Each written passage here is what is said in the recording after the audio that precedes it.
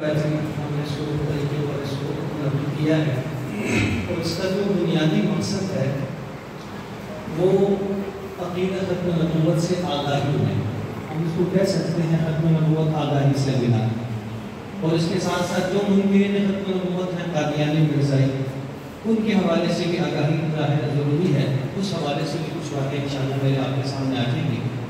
اور آخر میں سب سے بڑھ کر یہ کہ بحیثیت مسلمان بحیثیت امتی میں اور آپ کیا کر سکتے ہیں. سب سے پہلی گزارش الحمدللہ ہم مسلمان ہیں اور جب ہم یہ کہتے ہیں مسلمان ہیں ہمارا مذہب اسلام ہے تو یہ بات یاد رکھنے والی ہے کہ اسلام دو چیزوں کا مجموعہ ہے. یہ پروجیکٹر آپ کی آسانی کے لیے لگایا ہوا ہے.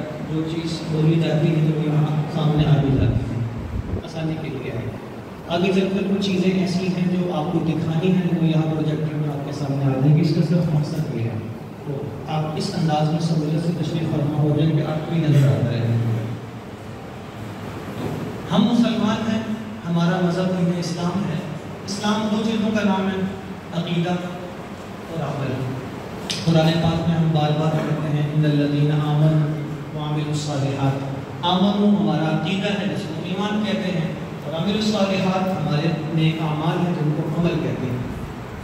یہ دو چیزیں جب ملتی ہیں تو اسلام وجود میں آتا ہے اور ایک مسلمان وجود میں آتا ہے. اور ان دونوں چیزوں کو ہمیں سمجھنے کی ضرورت ہے. ہمارے معاشرے میں بہت سی غلط فہمیاں پائی جاتی ہیں کچھ بنیادی باتوں کی لا علمی کی وجہ سے. مثلا سب سے پہلی بنیادی بات مجھے اور آپ کو یہ سمجھنا ہوگی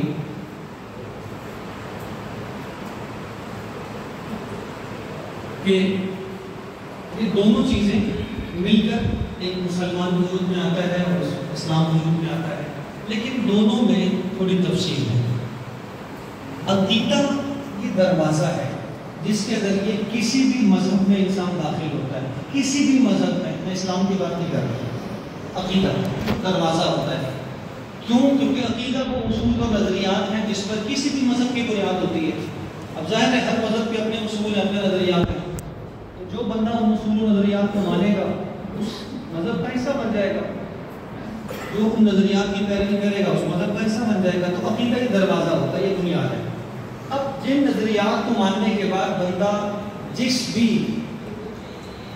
مذہب کا حصہ بنے گا تو آگے ظاہر ہے اس مذہب کی طرف سے اس کو کچھ کام کرنے ہوتے ہیں کچھ سے بچنا ہوتا ہے وہ اس کے اعمال کہلاتے ہیں. اگر ہمارے بزرگ ناراض کو منع کر دیں سر ڈسٹرب ہو رہے ہیں.